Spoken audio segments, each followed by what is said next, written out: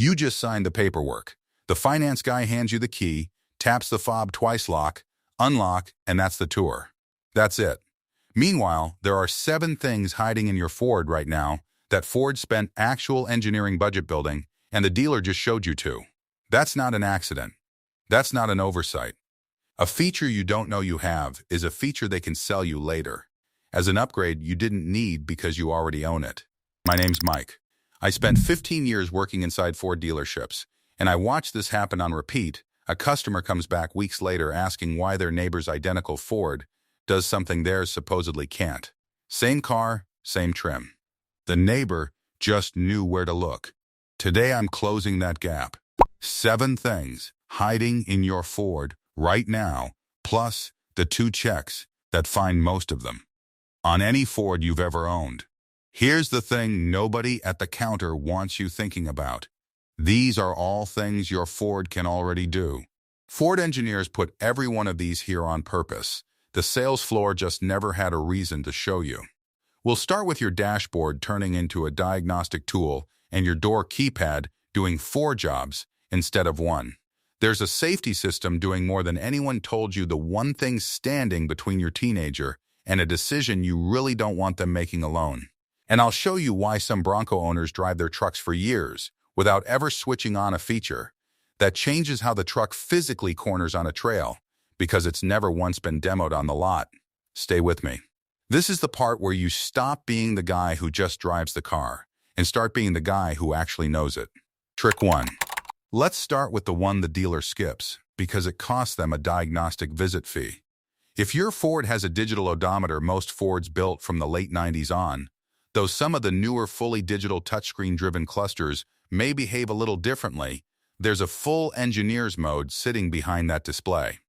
And you've probably driven past it 10,000 times without ever knowing it was there. Here's how you wake it up. Hold the trip or reset button on the dash while you turn the key to the on position. Don't start the engine.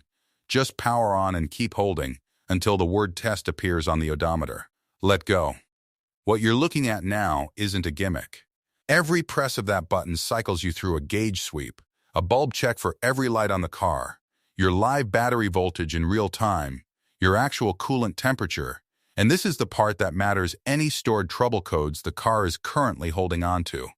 This is the same check a service department will run you $150 to $200 for sitting behind your odometer, for free, this whole time.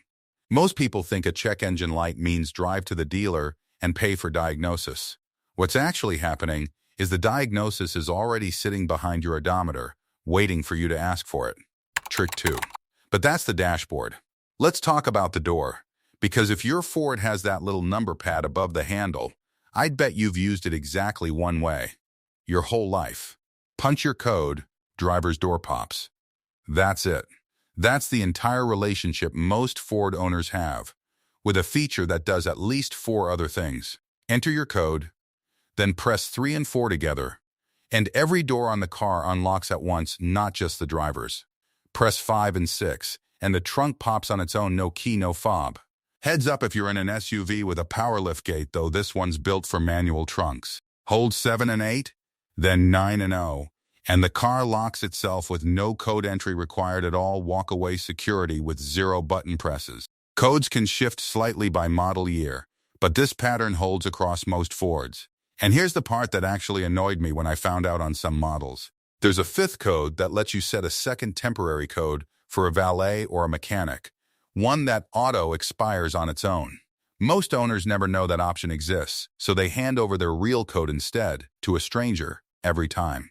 And tucked into that same settings menu, there's a way to silence the keypad's confirmation beep entirely, so unlocking your car at 6 a.m. doesn't wake up your whole driveway. None of that was in your owner orientation. None of it costs Ford anything extra to include. It's the same keypad, the same wiring, just code that was never explained to you. That's 5 functions hiding behind one you already knew. Trick 3. Here's the one that actually went semi-viral earlier this year, and even then, most Ford owners watched the video, shrugged, and assumed it was some other brand's trick. It isn't though, heads up.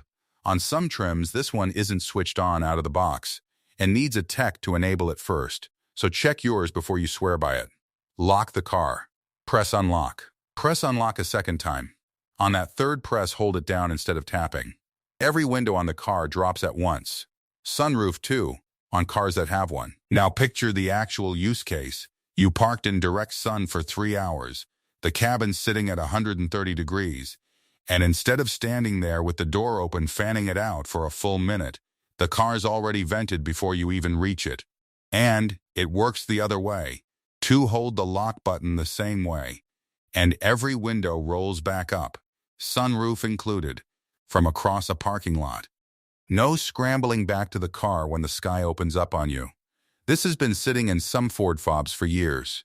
The majority of owners still don't know it's there, not because it's new, but because nobody at delivery had a reason to mention it. And on some cars, nobody at delivery even turned it on. Trick 4. Now here's the one where I need you to actually pay attention. Because this isn't a convenience trick, this is the feature that matters if there's a new driver in your house. Most people know the surface-level version of My Key. Program a key. Cap the teen driver's top speed. That part gets mentioned. Here's what doesn't. You cannot override that speed cap. By flooring the pedal, the car simply won't give you the power. Full stop, no exceptions. And there's a setting called Always On that once you flip it, locks traction control on for good and keeps emergency assist running no matter what anyone tries to switch off. That's not a comfort feature. That's a safety system Ford engineered specifically for the moment you're not in the passenger seat, buried in a settings menu that isn't part of anyone's 15-minute finance script. This is the feature that separates people who think they configured My Key from people who actually did. Trick 5. Let's come back to something lighter, but just as ignored. Double tap your lock or unlock button within about 3 seconds, and the car locks or unlocks completely silent, no horn chirp, no flash confirmation beep, if you've ever left for work at 6 a.m. and hated announcing it to your entire block. This was built for exactly that. And buried in that same kind of settings menu nobody opens, some Fords let you switch the interior warning chimes on or off individually. And on certain models, adjust the volume too, instead of the single blanket toggle most owners assume is the only option. Small feature, but it's the same story every time. The hardware and the code were already there. Paid for. Tested. Sitting dormant. One more thing before we get to the last two, even if you're not driving a Mach-E or a Bronco. Stick with me, because the two-check system at the end works no matter what Ford's in your driveway. Trick 6. And this is where it gets specific to two of Ford's most talked about vehicles, because these last two aren't just unexplained. They're almost never demoed at all. If you own a 2021 or 2022 Mustang Mach-E, open the frunk and look at the bottom. There's an actual drain plug. Ford engineered that space so you could dump ice directly into it. Use it as a real functioning cooler on a road trip or tailgate, and drain the meltwater out the bottom. When you're done, no towel, no mess. If you've got a newer one, Ford actually simplified this away starting in 2023, so this one's for the early cars. Owners who've had those years are still discovering it for the first time. And if you're in a Bronco, drop into 4 low and select the right GOAT mode for the trail you're on, and Trail Turn Assist engages on its own. It brakes the inside rear wheel mid-corner, tightening your turning radius by up to 40%. That's not a marketing number. That's the truck physically turning tighter than it should be able to. And most owners never even select the modes that activate it, because showing it means taking a customer off the lot and onto a trail. And nobody's doing that during a Tuesday test drive. So that's 7 things hiding in your Ford.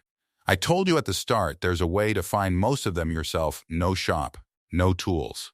2 checks. First, the index trick. Your manual's index, under Keypad and Key, surfaces almost everything I just showed you in under 2 minutes. A few of these, like the diagnostic menu and the trail systems, live under different sections, but the manual has all of it if you keep digging. Second, the hold test. Every button, 5 seconds instead of a tap. Tapping gives you what the dealer showed you. Holding gives you what they didn't. Run those 2, and you'll uncover most of what took me 15 years on a dealership floor to actually learn. Because here's the truth underneath all of this.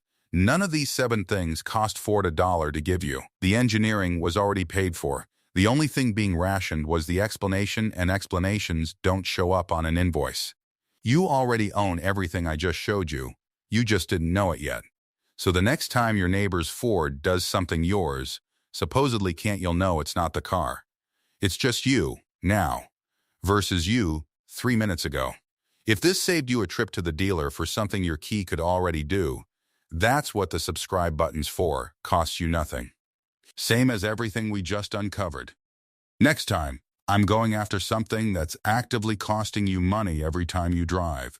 7 Ford settings that are quietly fighting against your own inputs right now, pulling power, applying brakes you didn't ask for, killing your mileage, and most owners have no idea they're switched on.